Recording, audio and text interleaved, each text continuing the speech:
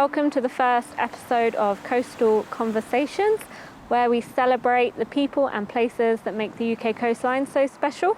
Our first guest is Rosie Edmonds, who is a yoga instructor and founder-owner of Snug Sauna, which is a gorgeous wood-fired sauna nestled in the dunes in Seaton Sluice in Northumberland.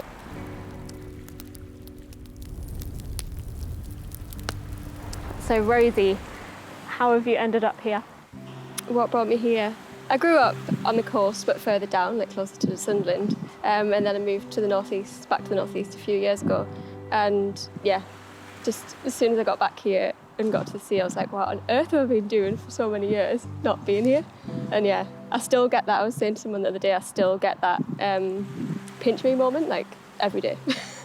Especially working here, like you drive to the sea and you're like, as if I get to do this. Yeah, it's many people's dream job. Yeah. Okay. So what was that? Did you have a reappreciation for the place you grew up? I think so, yeah. I did not appreciate it when I was a kid. Yeah. What was that? What changed your perspective there? Just being in built-up cities where there's not enough green space, and then you come here and everything is so accessible. Yeah. Like you can get on the metro to the beach. You can be in Northumberland and from the city in 15 minutes. It's just crazy. Yeah, it's such a good so balance. Lucky, yeah. So what inspired the Snug Sauna? My granddad had a horse box that had been sat on his farm for 15 years, not doing anything. And it was still in very good condition because it's quite a good quality horse box, but he just had loads of crap in it. There was like a wardrobe in there and loads of stuff. And he went on holiday with his partner and saw that someone had a coffee van, I was going to say a coffee van sauna, a coffee van in a horse box. And he was like, Rosie, we've got a horse box, why didn't you have a coffee van in the horse box? But I didn't really want to, I didn't gel with that idea. And then we went to visit my friend in Norfolk, and there's a sauna down there called Sauna Box. And he has been going for a good few years now, and he now builds them for people. So he's basically what inspired me. We went to the sauna there, and yeah, I looked at my partner and I was like, we have a horse box, we could do this. Yeah. And there was, at the time, there wasn't any up here. Yeah. Yeah. So very that's cool. How it began. Has your granddad come for a sauna yet? He hasn't, unfortunately. He's sat outside, he's very proud, but he hasn't been in. And what's the reception been like in the Seaton Sluice community? Amazing. I was a little bit worried because I'm not from Seaton Sluice. And it seems like quite a tight-knit community. So when I got here, I was thinking, are they going to accept me into the little community? But yeah, they've all been so warm. And I think when I first started, it was at the end of October, and I was getting here and it was dark in the mornings. So I was a bit nervous, rocking up at the beach in the dark, like not really knowing the area that well. But then there was lots of dog walkers that come every morning, and I very quickly just felt really comfortable. Yeah. Rosie, do you remember your first sea dip? I remember really torturous sea dips before I first moved back here. But it was windy and absolutely freezing cold, and I got the metro back and I didn't have any of the gear. And that's great. Yeah. And I also had really bad Raynaud's at the time as well. Oh. I was like holding a hot chocolate with numb fingers. Really committed. But it still made me think I need to move back to the northeast. So did something. And then I tried to keep it up from then, and it got better. That's good. What, on a weekly basis, or? Yeah. Well, instance, I'd say, but yeah. Hello. Hi, Ruby. I want camera. You are? Hello. It's Ruby's debut. That's a nice interruption. It was. Can you take me through the build a little bit? How difficult was that?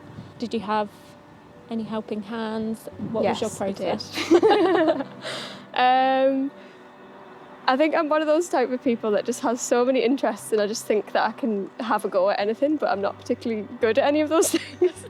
So I spent all my savings on timber and just thought, whatever, let's just give it a go and hope that it would pay off.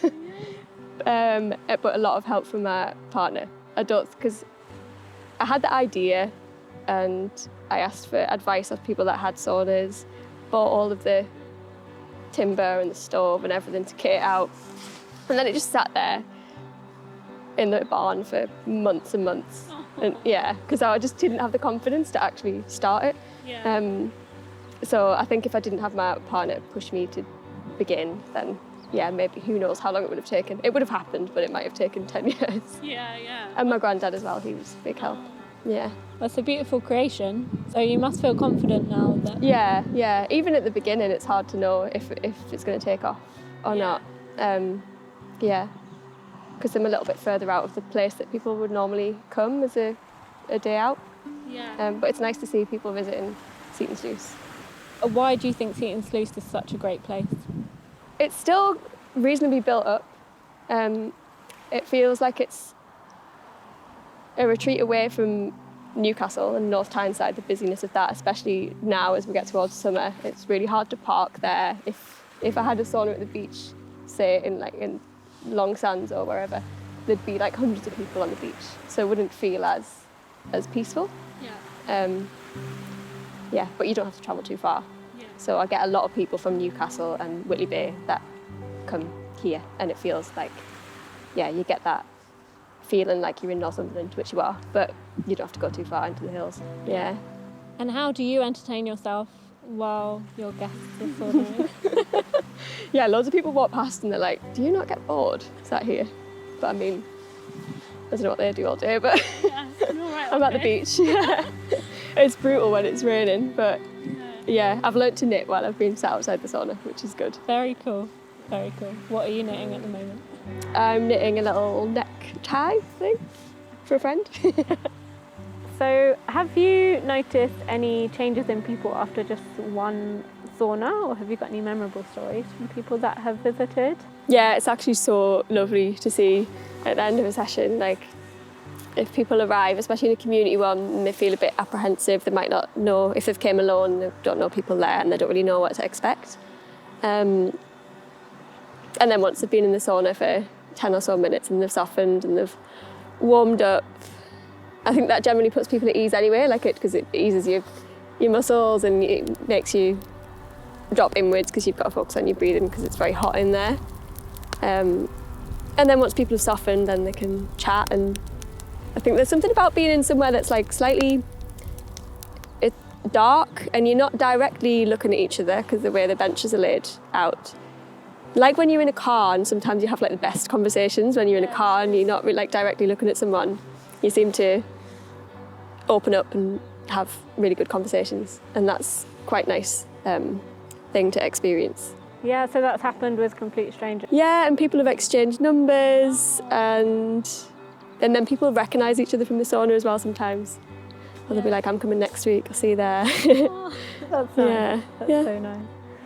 Okay, so moving on to food a little bit, because we're really kind of passionate about connecting people with their food. Yeah. Because I had little to no connection with mine, and it kind of changed my whole perspective on everything when I started looking at what I was putting in my body. Yeah. So how do you kind of see saunas, yogas and local food as part of the same conversation? Where do I start? It's definitely connected, yeah. I think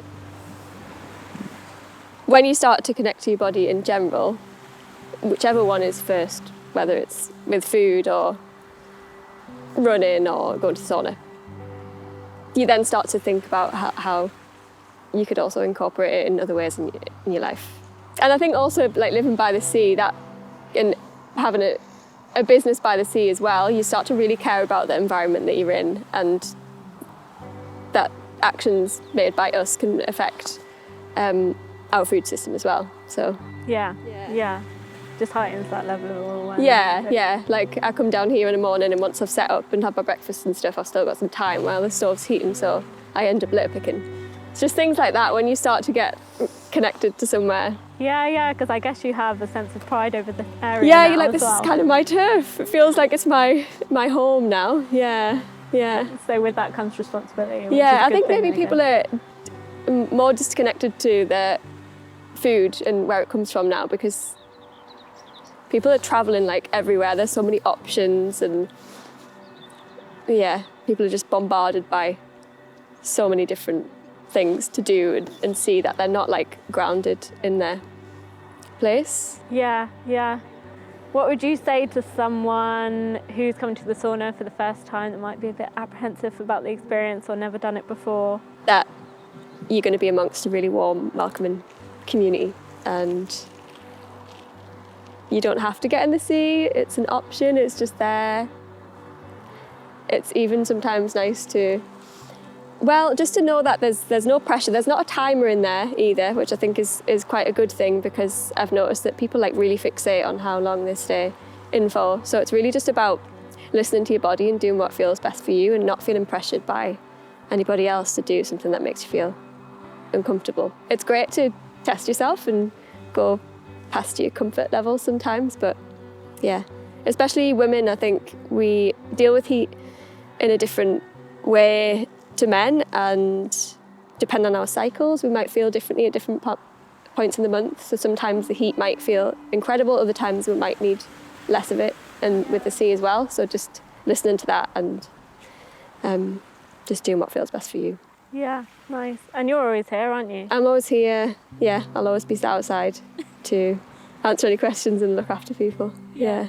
Can you just tell me, what does connecting with the coastline mean to you personally?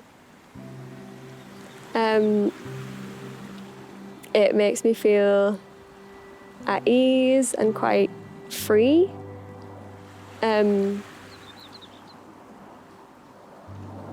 Yeah, it's just, being next to the sea is just next level. I don't know how to describe it, but yeah, when I drive here in the morning, I see the sea glistening, I'm like, oh, I'm home. Yeah.